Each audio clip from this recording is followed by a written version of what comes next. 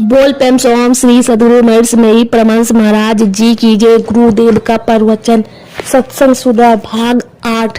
परम पूज्यपाद संत सदगुरु महेशमयी परमहंस महाराज जी के वचनों में बंदो गुरुपद कंच कृपा सिंधु नर रूप हरि महामोतम पुंज जासु बचन रवि कर्णिका। प्यारे लोगों, इस पंच तत्व में संसार के पांचों में प्रथम का तत्व अवश्य ही आकाश मानना पड़ता है।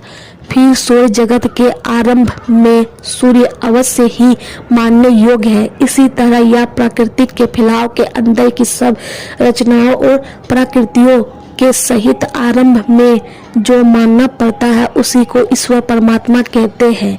वह अत्यंत गुप्त है। पंच तत्वों के आरंभ का जो आकाश है वह तो लोग प्रत्यक्ष ही मालूम करते हैं और सौर जगत के आरंभ के सूर्य को भी लोग प्रत्यक्ष देखते ही हैं, लेकिन प्रकृति के आरंभ का जो परमात्मा है वह अत्यंत गुप्त है। वह सब में सबसे दूर है और सबसे नजदीक भी है।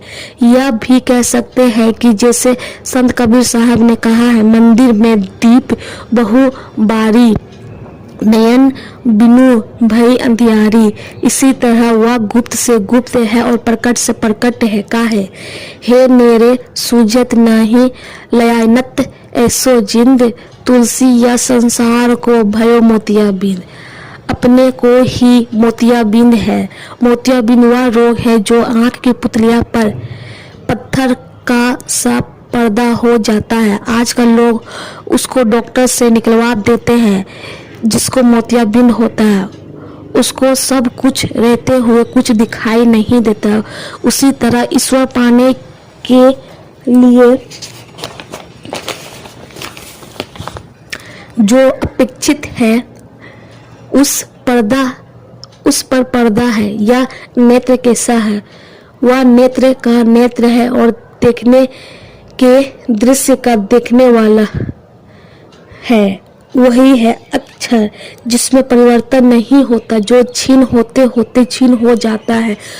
सो वह नहीं है, वह अक्षर पुरुष है। वही अक्षर पुरुष अपने आप को समझो या चेतन रूप है। इसी के ऊपर शरीर और इंद्रियों का आवरण हो गया। यही मोतियाबिंद है। इसी आवरण के कारण नहीं देख सकते हो, नहीं दर्शन कर पाते हो ईश्वर का। जैसे मोतियाबिंद के कारण बाहर का कुछ नहीं दिखाई पड़ता। यही अक्षर पुरुष अंतकरण का साथ कर जीवात्मा कहलाता है। इसी को संतों की भाषा में आदि सूरत कहते हैं। आदि स्वत सत पुरुष ते आई, जीव सोहे बोलिए सो ताई। इस अक्षर पुरुष से भी जो पर तत्व है वही ईश्वर परमात्मा है।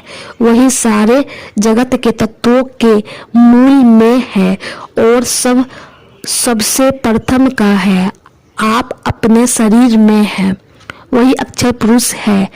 उस अक्षर पुरुष को उस प्रभु का दर्शन होना चाहिए। दर्शन करने की कोशिश को भक्ति कहते हैं। भक्ति को ही सेवा कहते हैं। इस सेवा से ईश्वर को कोई लाभ नहीं, लेकिन अक्षर पुरुष को बड़ा लाभ है। दर्शन होते ही जैसे अभी आपको मालूम होता है कि शरीर और संसार कष्टमय है, सो कष्टमय नहीं मालूम होगा। तब आप शरीर और संसार में रहो व ना रहो, दोनों में ब्रह्म सुख एक ही ज्ञान रहेगा। इसी के लिए भक्ति अपेक्षित है। अभी जो संत सेवी जी ने अपने प्रवचन में कहा, अंत साधन की बात कही है, उसकी बड़ी आवश्यकता है। बाहर वह भक्ति नहीं होती। अवश्य ही अभी जैसे सत्संग होता है, आरंभ में मन लगाने के लिए यह बाहर का कुछ अवलंबन है, लेकिन चाहिए कि अंत वृत्ति हो।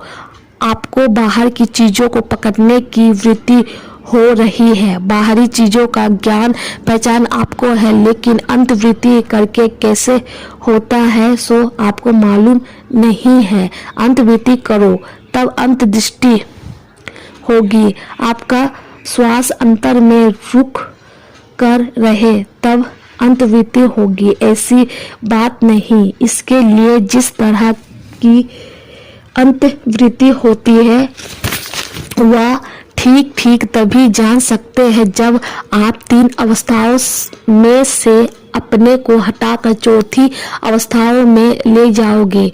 उस अवस्था में ले जाने के लिए पहली बात समझो कि जागने के समय आँख, स्वप्न के समय कंठ, सुषुप्ति के समय हृदय, शरीर हृदय में जीव का वास होता है, योग हृदय में नहीं। योग हृदय यानी आज्ञा चक्र में ले जाने के लिए साधन करना होता है, यह स्वाभाविक नहीं है।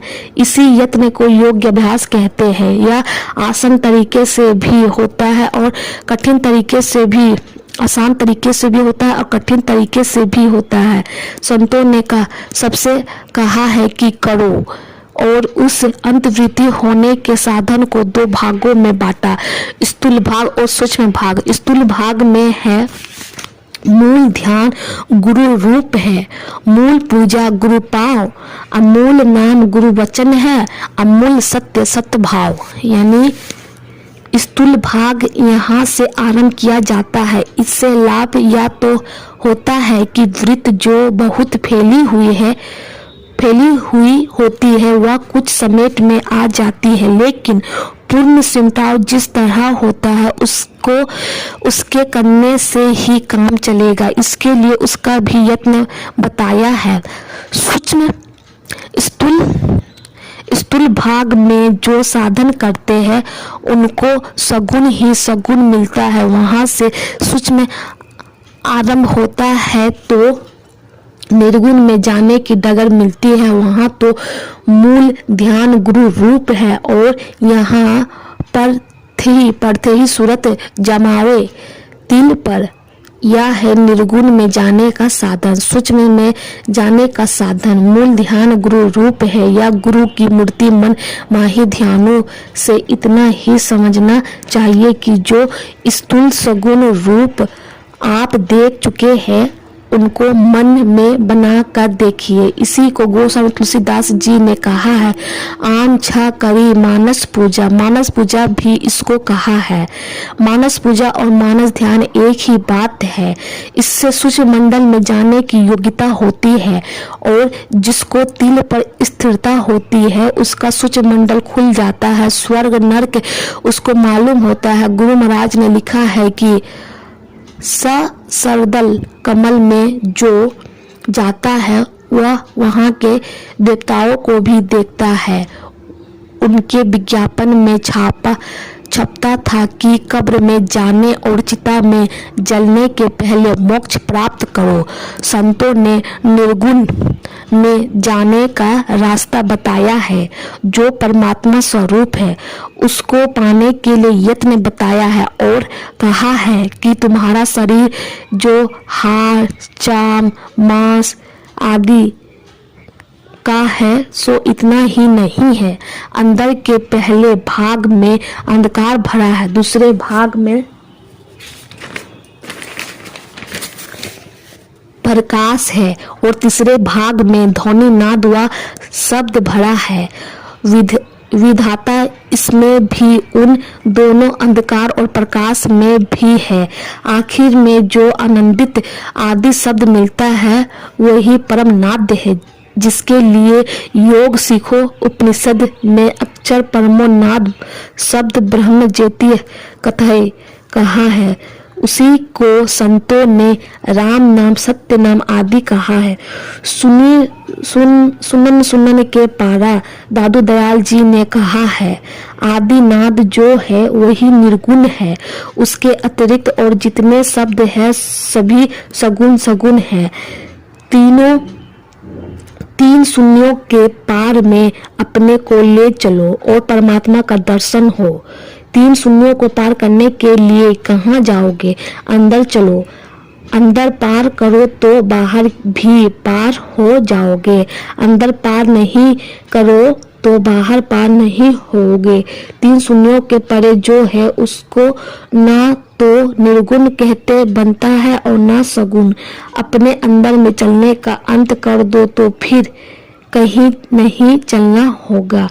अविगत अंतर अंत अविगत अंत अंत अंतर पट कहकर 3 शून्यों का इशारा किया है। अपने अंदर अंधकार को पार करो, आश्चर्य नहीं है तो संतों ने स्वयं किया है। तब उन्होंने इसकी युक्ति बताई है।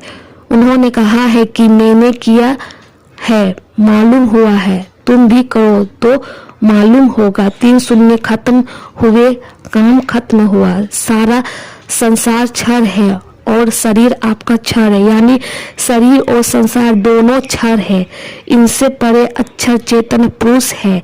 इसके परे जो है उसी को क्षेत्र क्षर अक्षर के पार में कहा गया है। उसको क्या कहे, विचार में नहीं आता है। विचार वहां तक नहीं जाता। साधना करके कोई प्रत्यक्ष में देख सकते हैं सो होगा, लेकिन केवल सुनकर जो जान सकेंगे सो पूर्ण जानना नहीं होगा। जैसे भूख लगती है तो भोजन करते हैं तो भूख खत्म हो जाती है, उसी तरह यह बात है। ईश्वर का दर्शन इसलिए चाहिए कि आपको किसी तरह की भूख नहीं रह जाए, वह कारण नहीं बच जाए जिससे आपको कष्ट हो। आप उस मूल पुरुष को पाइएगा जिसको पाकर कभी वह छूटेगा नहीं। उसके छूटने का गुण आप में नहीं होगा। यही ब्रह्म निर्वाण है। यही कारण है कि संतों ने भक्ति मार्ग का उपदेश दिया है। यह भक्ति मार्ग ऐसा नहीं कि केवल मोटी मोटी बातों में रहो अथवा मोटी मोटी बातों को छोड़ दो, ऐसा भी नहीं। मोटी मोटी भक्ति करके फिर सूक्ष्म भक्ति भी करो। इसी को सुंदरदास जी ने कहा है कि भक्त बिना कान के सुनता है और बिना आंख के देखता है।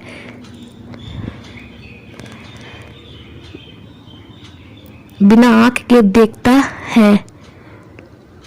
रसना बिनु उच्चारण प्रशंसा बहु विस्तारे। नित्य चरण बिनु करे हस्त बिनु ताल बजावे।